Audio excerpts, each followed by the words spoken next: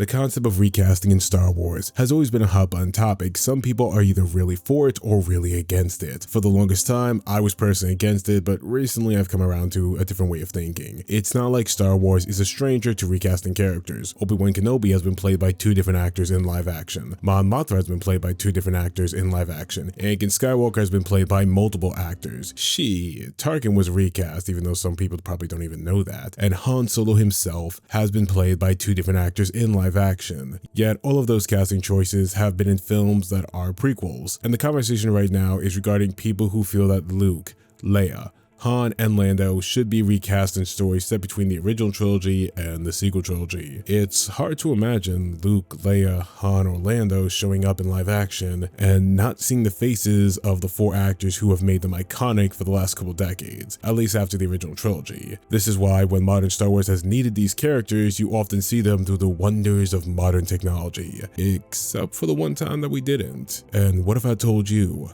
that was the best way to honor the spirit of the character? And I'm gonna get a lot of hate for this video. Now, regardless of what you think of Solo as a film, which had a very troubled production history, or Alden Ehrenreich and Donald Glover as characters Han Solo and Lando Calrissian, recasting them, instead of trying to deepfake or CGI Harrison and Billy's faces onto body doubles, was a smart idea. Now, if the film was good or not, I'll leave that to your own opinion. Now, in between this debate, which is more of a gang war that is happening in our cesspool of a community, there's a third group of people. This third group are the people who say we need to stop using the original trilogy characters and let them have an ending. Now, I'm of the agreement that yes, these characters having an ending would be nice, but since we all know Disney isn't going to stop using them and the fandom isn't going to stop demanding that they be used, I think we need to change the conversation to be more productive on what we should do with them. How did fatherhood treat Lando and Han in the early years? How many adventures did Leia go on as a Jedi? And what was Luke's life like after the original trilogy? Did he meet Cal, Ezra? How many adventures did he go on with Ahsoka? There are so many different stories you could tell in so many different ways you can tell it, but you are very limited with the CGI deepfaking technology. Portray the nuance that the actors did. Even the synthesized voice, you're taking so much away from the performance.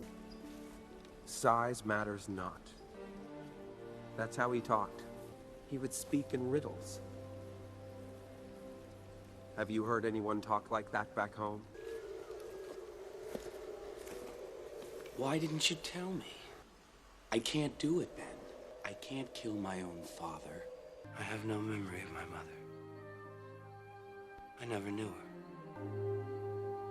Vader's here. Now, on this moon. He's come for me.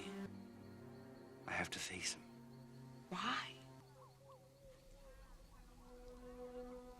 He's my father. I will not fight you, Father. It is the only way you can save your friends.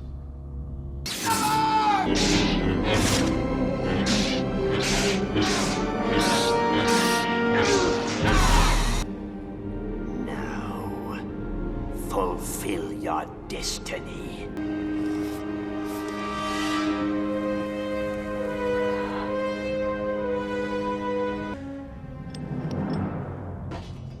I'll never turn to the dark side. You failed, Your Highness. I am a Jedi, like my father before me.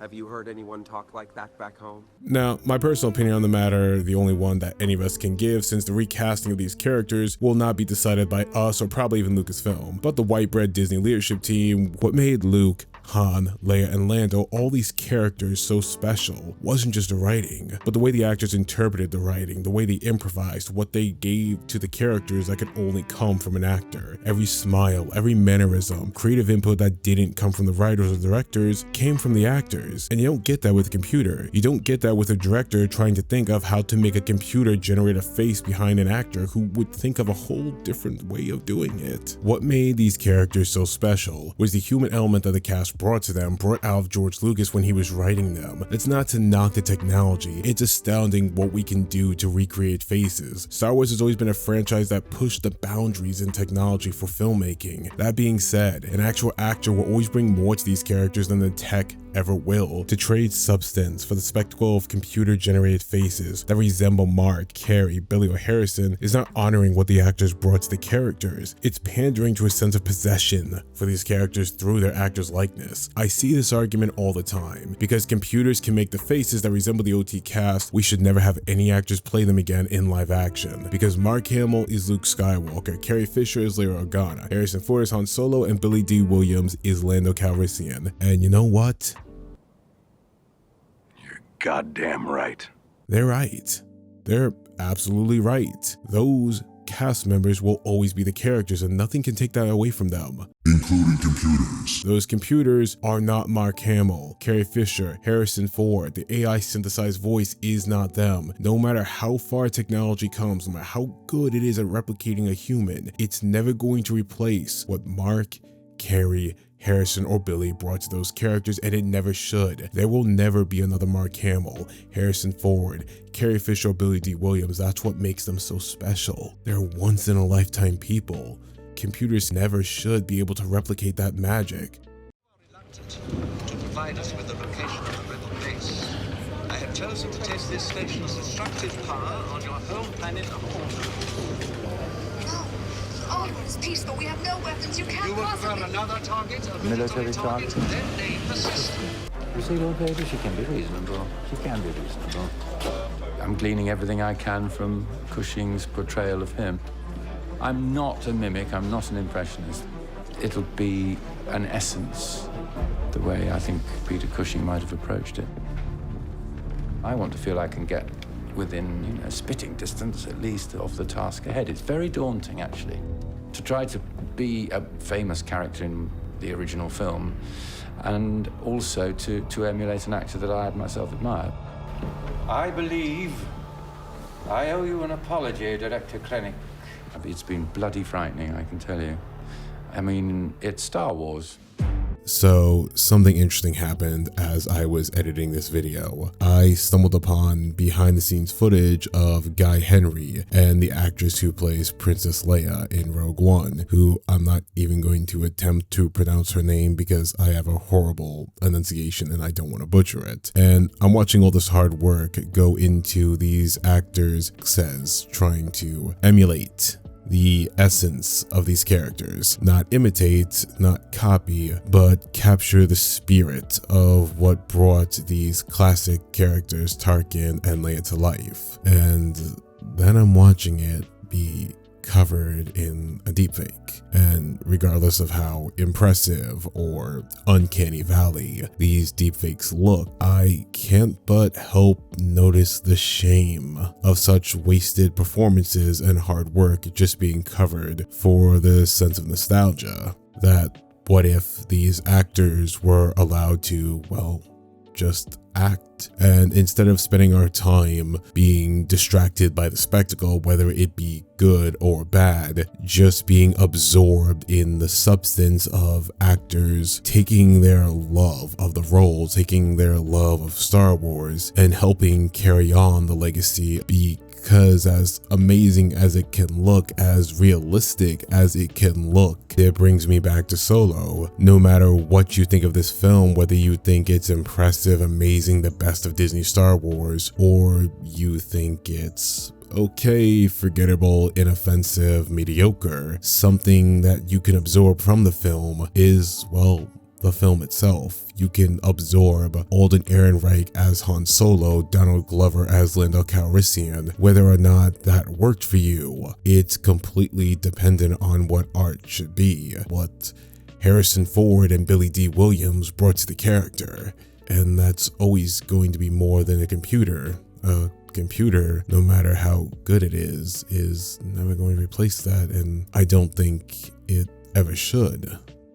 I'm sorry. I refuse to remember these characters that way because that's not what brought them to life. That's not what made them so special. It's a disservice to them. All the hard work the cast put in, their interpretations, the way they rewrote lines, the way they improvised, you are never going to get that again through computers. I know not every situation is the same. No one knew we were going to lose Carrie Fisher. No one knew what to do with Leia or how. All they could have done was go to Billy, and even though none of us know likely what was said to her, hopefully Lucasfilm and Disney actually worked worked with her and did what was best for them. That's what they said they did, and personally I would like to choose to believe that's what they did do. And if what we got was the best option, Billy Lord thought was best for her mother, for Leia. She has every right to think that way, and we should all respect that. Yet in hindsight, years later, if Billy was open to recasting her mother for episode 9, even if Billy Lord was okay with that, I don't know if many Star Wars fans would be, which is the problem. Like Dave Filoni's obsession with putting Ahsoka in almost every single story she likely shouldn't be in, lots of Star Wars fans are struggling with George Lucas's lesson of possession being a harmful thing. It's not just about the technology being limited, it's about these characters, the art of acting, art in general being something so personal and genuine that you're not going to get it through deepfaking for the sake of possessive Star Wars fans and their nostalgia. Good writing, good actors can make these characters live on if Disney Lucasfilm wants to, and we know they do, keep using them. We've seen how fans react when the writing captures the spirit of the character over the physical appearance. Just look at Battlefront 2, which to this day is the most agreed upon best writing for Luke Skywalker since the Disney buyout. That is, if you haven't read Legends of Luke Skywalker, which you really should, it's actually pretty good. This is me plugging it for my friend. Legend of Luke Skywalker,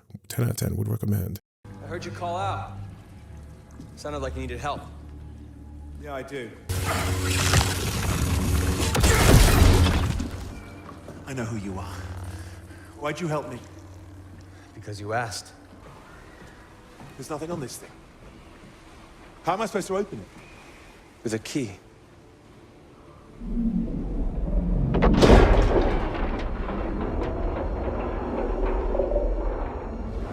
Why would the Emperor have a vault that can only be opened using the Force? Why do you think? You're telling me the man who destroyed the Jedi Order was secretly one of them? No. I'm telling you that as a boy on Coruscant, you were frightened of the wrong thing. I'd like to keep this compass, if you don't mind. My mission is to destroy this place. Why would I let you do that? Because I asked. I'm glad we were brought together, Del. So what happens now? We both walk off in separate directions and pretend like this never happened. I don't think you can. There's still conflict in you. I know what the Empire is capable of, but what else is there? A choice? The rebellion? No. A choice to be better.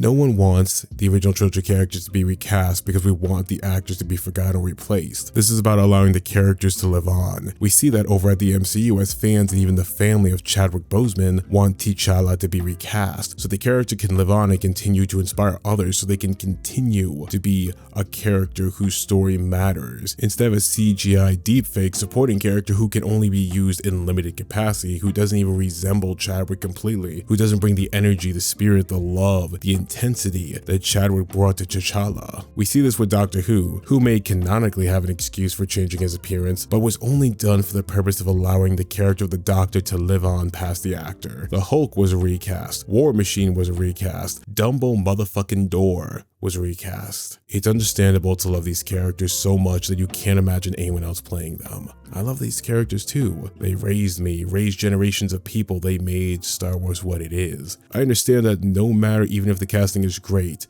the writing is perfect, and the direction is impeccable, there's going to be a group of people who hate the very concept of the original trilogy characters being recast. And I deeply sympathize with these people, but I think it's for the best, because a good actor with great writing would pay more respect to what Mark Hamill, Carrie Fisher, Billy Dee Williams, and Harrison Ford brought to the character than a deepfaking ever will. Maybe I'm wrong, maybe I'm right, maybe you should tell me. What do you think should happen? Should they recast the original trilogy actors or keep using deepfakes? Let me know in the comments below. If you want to keep up to date with what I'm rambling about, you can find me on that degenerate cesspool app called Twitter under the First of Cairo, or join my Discord server where there's also people who ramble. Oh, and if you're not chill, you'll be banned in a heartbeat. And if you want to contribute to helping the channel grow, suggest videos, talk to the team behind the channel, and be listed as an important supporter of this nightmare I call a YouTube channel, join my Patreon. Literally, we have tiers as low as $1 a month, and it would greatly help the channel out, and we'd appreciate your support so much. As always, thank you for stopping by the channel. Thank you for the views, the comments, the support. No matter what time you're watching this, good morning, good evening, and good night, my friends.